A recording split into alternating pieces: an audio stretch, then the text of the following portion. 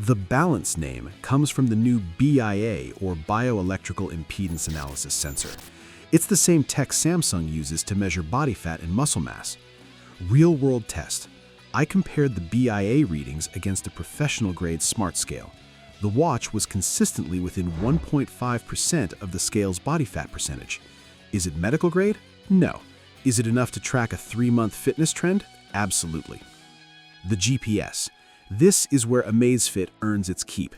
It uses a circularly polarized dual-band GPS antenna. I took it for a run through urban canyons in downtown Chicago where most watches lose their mind. The Balance tracked my path with a deviation of less than 2 meters from the actual sidewalk. Zepp Flow. This is their AI voice assistant. I was at a loud, crowded coffee shop and whispered, "Set a timer for 10 minutes." It caught it on the first try, bypassing the need to fumble through menus.